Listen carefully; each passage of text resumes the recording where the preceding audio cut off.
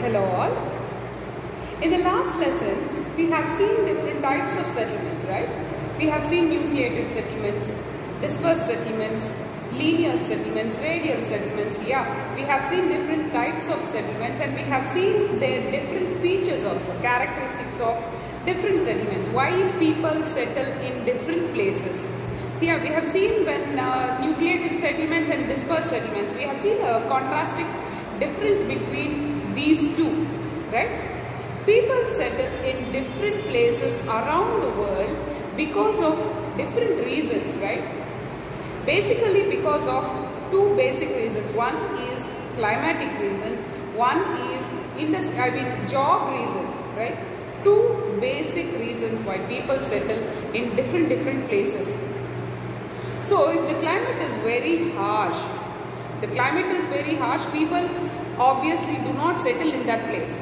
If the climate is too, harsh in the sense it must be very hot or it must be very cold. If the climate is moderate, then people tend to settle in those places, right? So people obviously settle in the places where it is livable. So we can see that people keep on changing, people keep on moving from one place to other place. The number of people also changing, right? The population always is ever changing. So this changing of population is termed as population dynamics. Dynamism means changing from day to day or time to time. So our today's lesson is population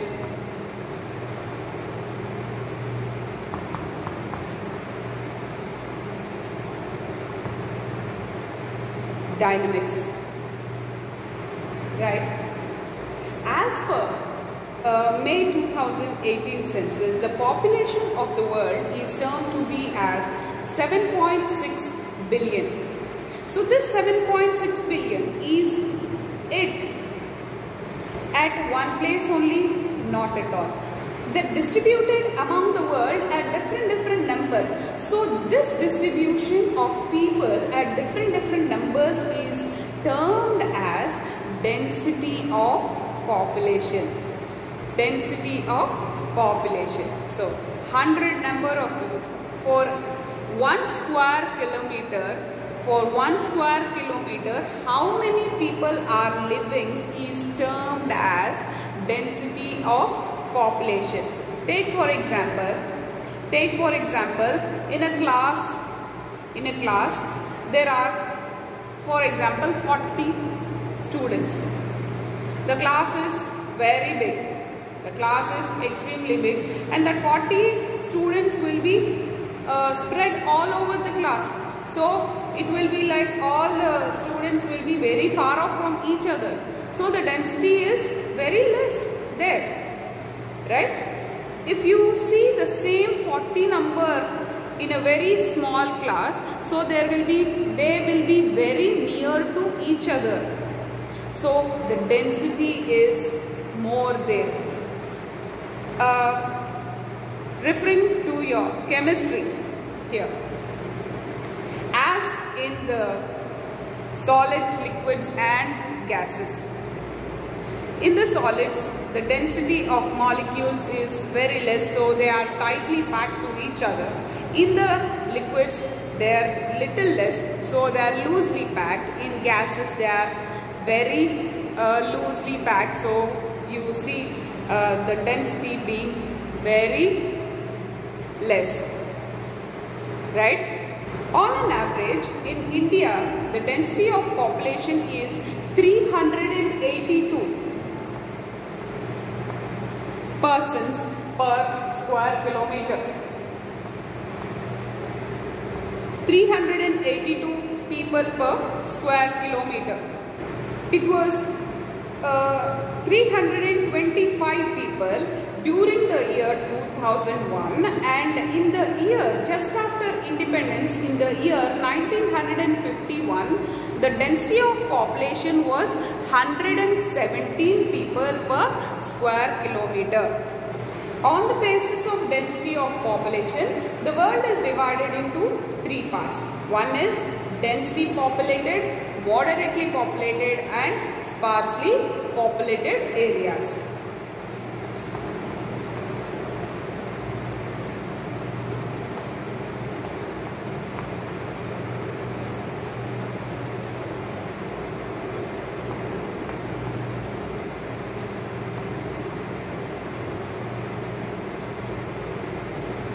Sparsely populated areas.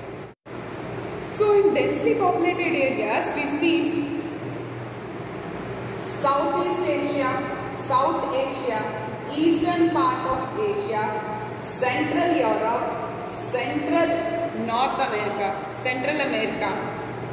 So all these places are where they'll be having very fertile lands, they'll be having good water facility. So mainly they'll be having good climatic conditions. So these places are thickly populated. Africa, all these places are thickly populated.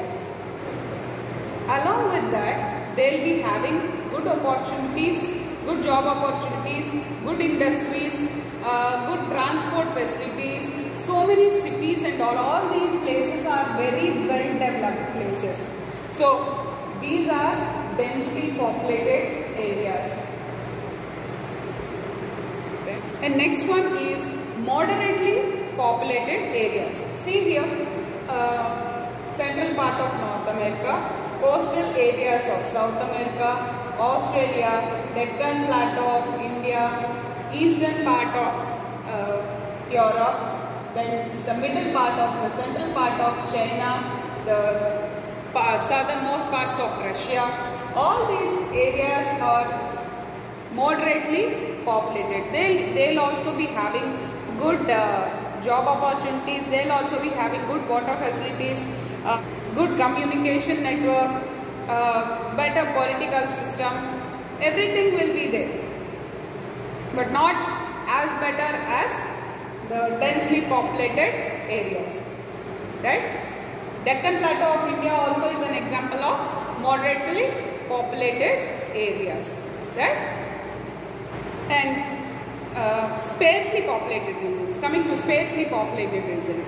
So sparsely populated regions do not have good communication facility. They do not have good soil. Harsh climatic conditions will be prevailing. So people will not like to live in these regions. For example, Thar Desert of India. All deserts. Sahara Desert, Thar Desert and UAE. Parts of UAE. All these are very less populated regions. Zaire, Congo. All these are very less populated regions. Amazon region. Reason is, the first reason is the climatic condition which is prevailing there. You see the climatic conditions prevailing in Greenland. Greenland is too cold, Antarctica is too cold and Sahara too hot. Amazon is too hot. So all these areas where it is too hot or too cold, people will not like to live here, and communication facilities are also very less. So mostly in the equatorial or the polar regions, people do not like to live. And next, coming to two types of population. One is overpopulation and second one is underpopulation.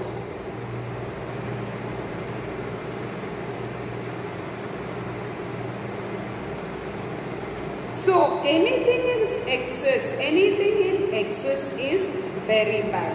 So if people are more populated, then that situation is very bad. If people are less populated, that situation also is very bad. If the population of a country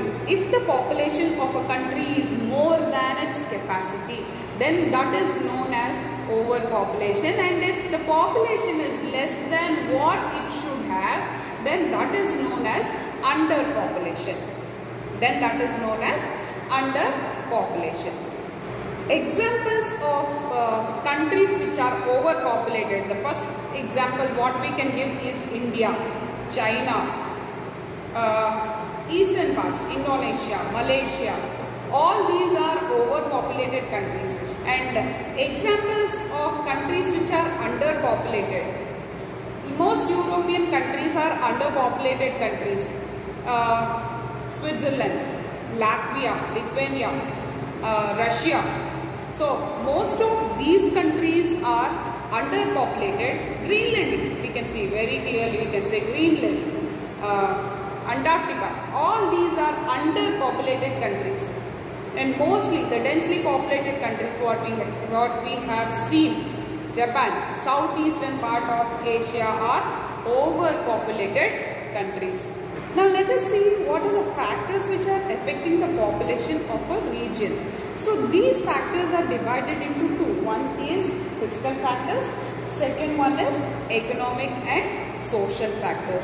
Under physical factors, the first one what we are going to see is topography. Topography means suppose the land is a leveled land. For example, plains and plateaus are there. So why people come and settle in plains and plateaus? Because it is a leveled land, right? Not in mountains and other places. Mountains and other places are rugged areas. So their transport facility is very difficult.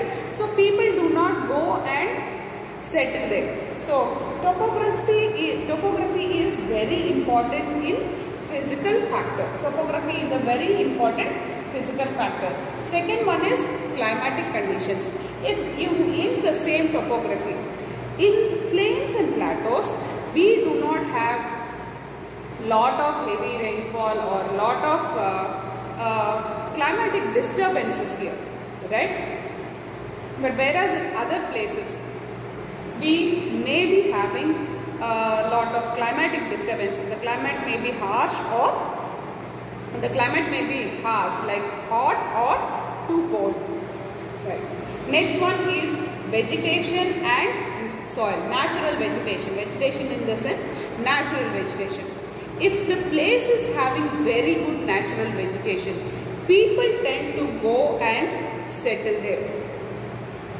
Because natural vegetation is very, essential for consumption. Crops are very essential for consumption. So wherever they have more natural vegetation, people go and settle there. For example, in India, the northern plains.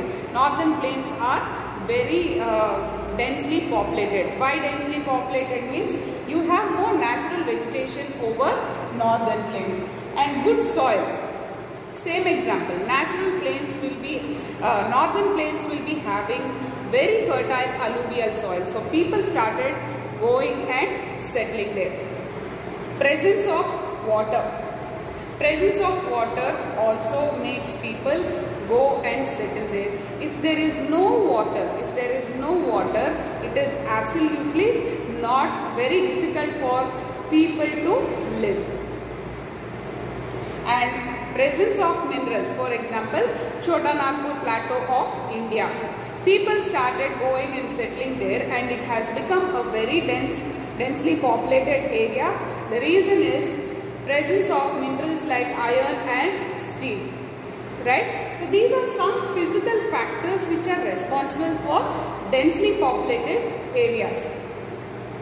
And economic and social factors. Economic and social factors means which are related to money. So first one is industries. Many industries are there. The more industries, the more people will be coming and coming to that place for jobs. So more the industries, more the people. Next one is transport is very good.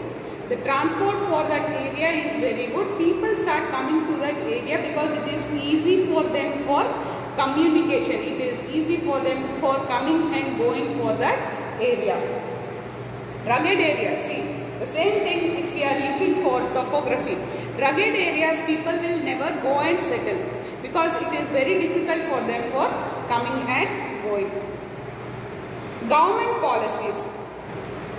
If the government is deciding that it will be building some houses and all under special economic zones.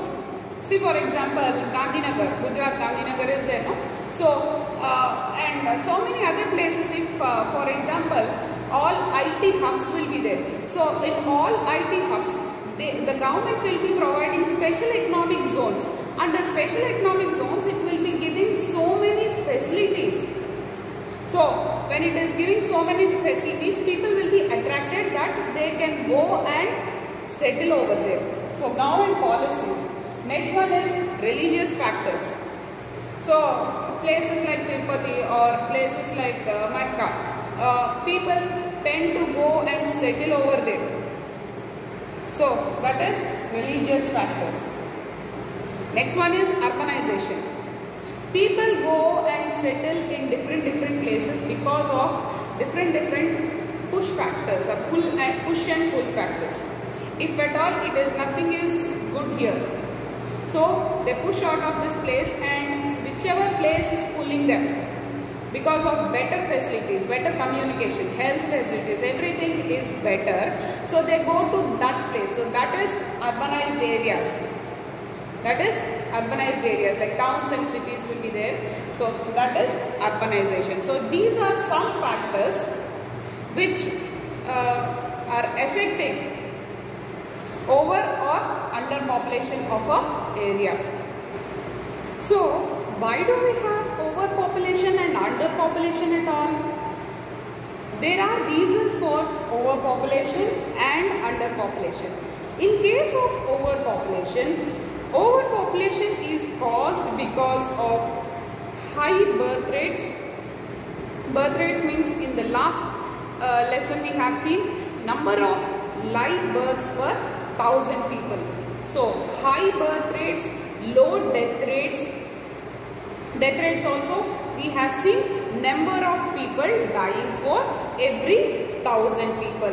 So if at all a country is having very high birth rate and very low death rate, the result is overpopulation.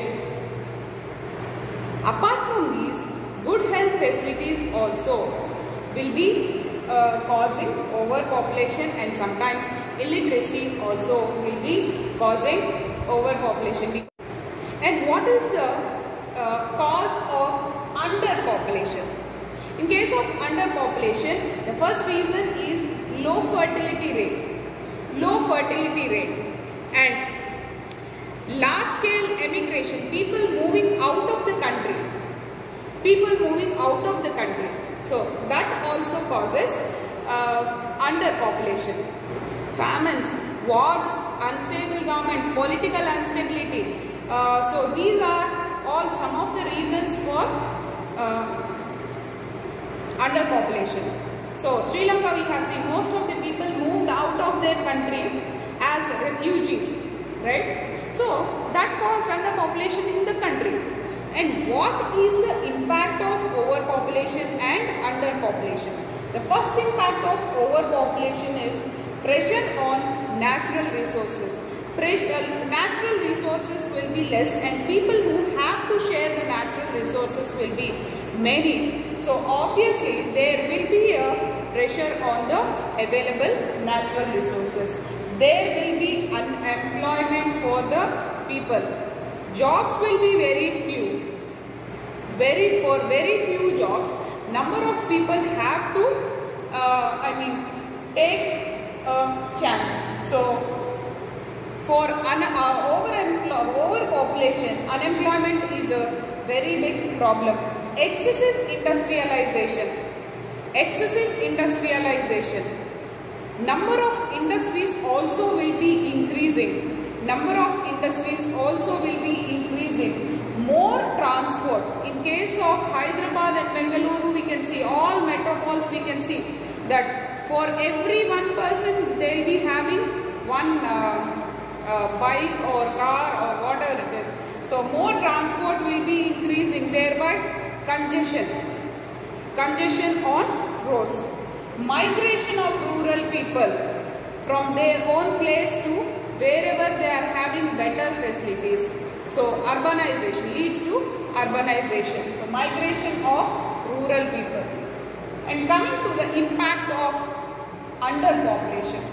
Since people are very less than the available natural resources, there is no pressure on natural resources.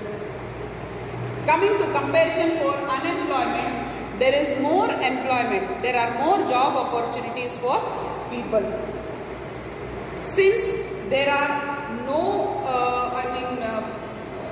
bikes or anything, the pollution is comparatively very less in these areas. Medical and health facilities are also better in these underpopulated areas. But one thing what is lagging in these areas, in time of defense, at the time of defense, there are no people to defend their country. So that is one backdrop for this underpopulated areas. Its growth of population for an area depends upon two main factors or two major factors. The first one being natural growth rate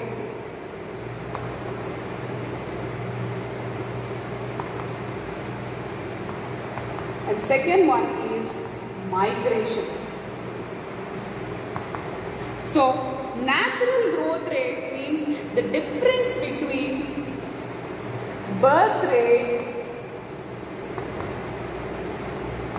and death rate. So what is this birth rate and what is this death rate? Birth rate means for every 1,000 people, how many live births are there? Live births, how many people are living at the end of the day? So that is how many live births for every 1,000 people who are born. That is birth rate. And what is death rate means? For every 1,000 people, how many deaths are happening in a year? For every 1,000 people, how many deaths are happening in a year? So the difference between births and deaths give the natural growth rate. For example, 900 people are born. Out of 1,000 people, 900 people are alive. And for in a year, take for example, 600 people are dead. So the natural growth rate for that area is 300. So normally this is expressed in percentages.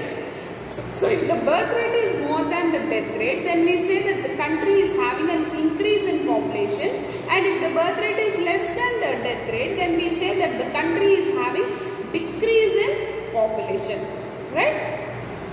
Apart from these, the population also depends upon migration of a place. So migration means people coming out and in for that place. So if people are coming in, that is known as immigration. People are coming into that place, that is known as immigration, and people are going out of a place, and that is known as emigration.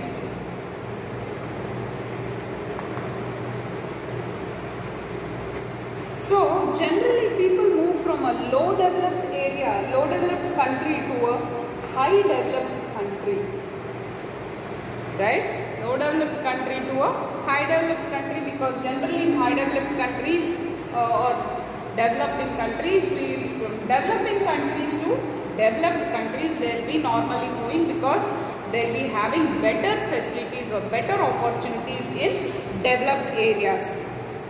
And now we come to composition of population.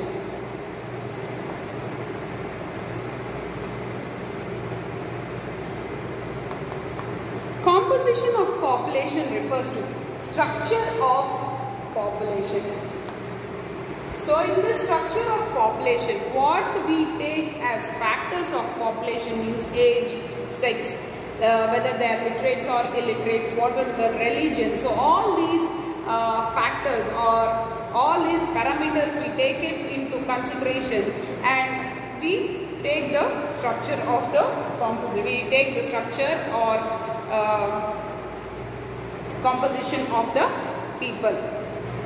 So here the population is divided into 3 age groups, from 0 to 14, that is the children group, from 14 to 50 years, that is the adult group, from 50 onwards, that is the senior citizen group. So in developing countries like India, the first 2 groups, 0 to 14 and 65 plus, these 2 groups are taken as dependent groups, whereas the adult group, this is taken as the productive group. Normally in developed countries, the 65 plus group also is taken as a productive group only till the age where they can work. Next is sex ratio. Sex ratio refers to the ratio of number of males to the number of females. The number of males to the number of females. Previously in the past, the number of females used to be very less. Now the ratio of number of males to the number of females is appropriate, optimum. In union territories like Daman and Dayu and some other union territories, we have a very less sex ratio, but in places like, in states like Kerala, we have a very good sex ratio for males and females, right? Next is the rural and urban divide. So rural areas means the village areas and urban areas means the town and cities.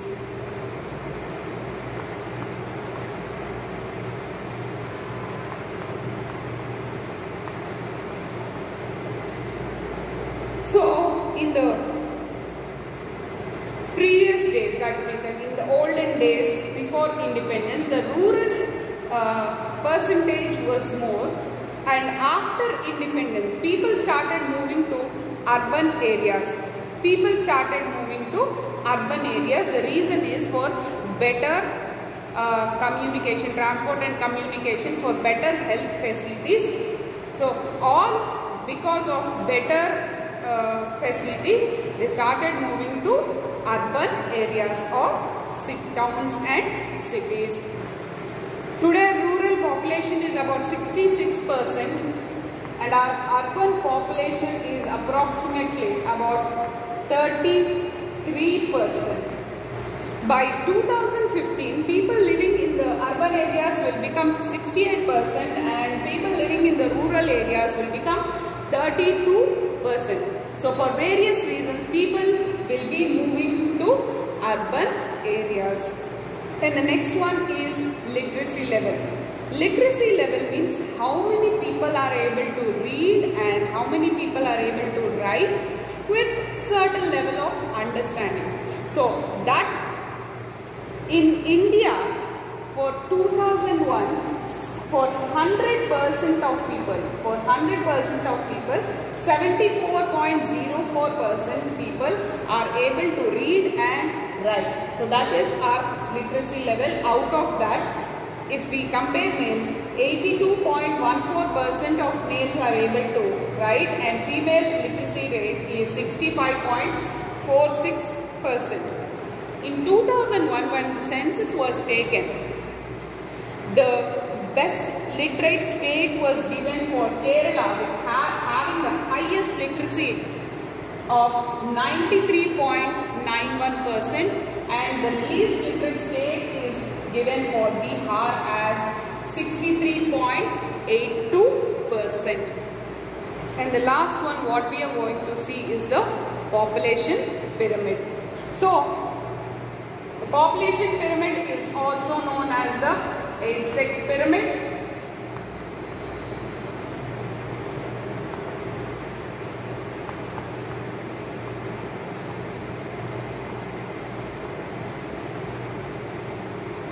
So here the population pyramid is also known as the age-sex pyramid. The males and females both are given on the x-axis and age is given on the y-axis. So both the males and females are given on the x-axis. Age is started from 0. Age is started from 0, 10, 20, etc. etc.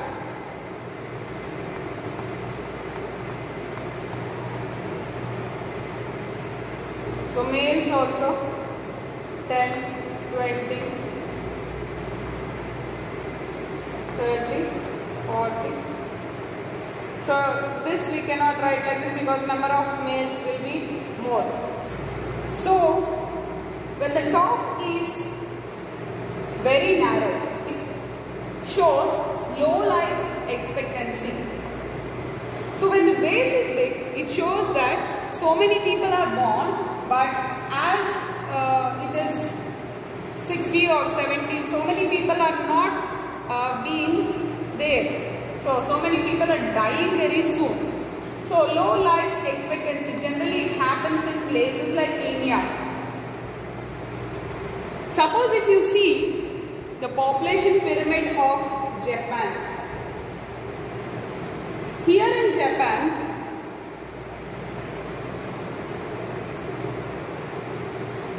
the people who are working are more. That means the adult population is more. The adult population is more. So birth rate is less, but people who are living in Japan, the death rate is very less. Death rate is very less. So it looks more or less like this. More or less in this way. Birth rate is less. People who are there are people who are still living are more. And here also, normally people will be living for 100 years, 80 years, 80 plus years. So Japan, here you will be having a very large area. In places like India, similarly in places like India, if you see, here the birth rate is more, the death rate also is more. So when the birth rate is more, the base should be big. When the birth rate is more, the base should be big. So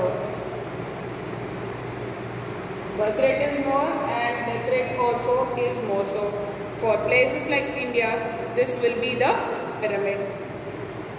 Okay.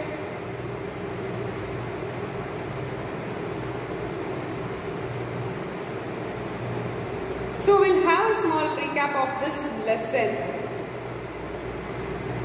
What is overpopulation? What is underpopulation? Why are places overpopulated and underpopulated, and what is the impact of over and underpopulations? And what is population pyramid? So these are some questions for recapitulation. Hope the lesson is understood. Thank you.